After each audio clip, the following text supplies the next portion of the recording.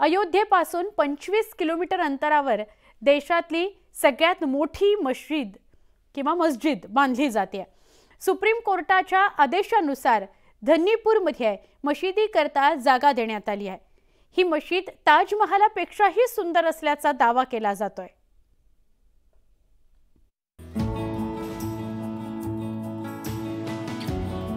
मोहम्मद बिन अब्दुल्ला मशीद ही देशातली सगळ्यात मोठी मशीद ठरणार आहे।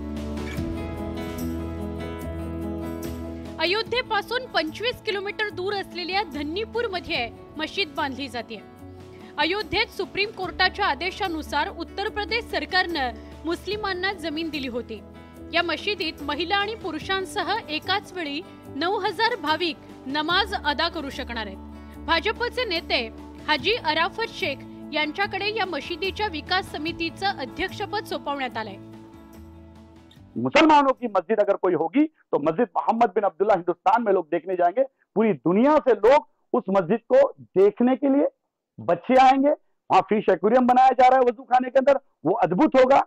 फिश एक्वेरियम में लोग जाएंगे, वजू करेंगे और वजू करने के बाद 2-2 रकात नमाज अदा कीगी। जो दंगों में बेकसूर मारे गए उनके लिए मगफिरत की दुआ होगी। 4 वर्षांपूर्वी इंडो इस्लामिक कल्चरल फाउंडेशननं मशिदीचं बांधकाम आणि सुविधांच्या योजनांना सुरुवात केली होती। या मशिदीत 5 मिनार असतील।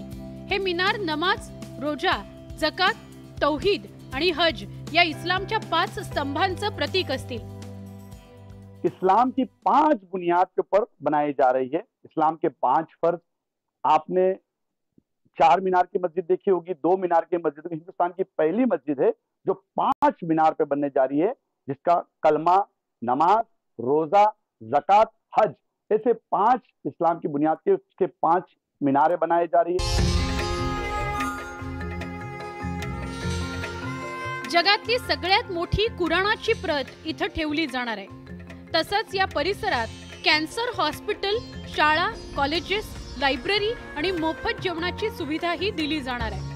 संध्याकाळच्या नमाजच्या वेळी मशिदीतली कारंजी सुद्धा सुरू होतील आणि त्यावेळी मशिदीचं सौंदर्य ताजमहालालाही मात देईल असा दावा करण्यात आलाय। Bureau report, news 18 Lokmat.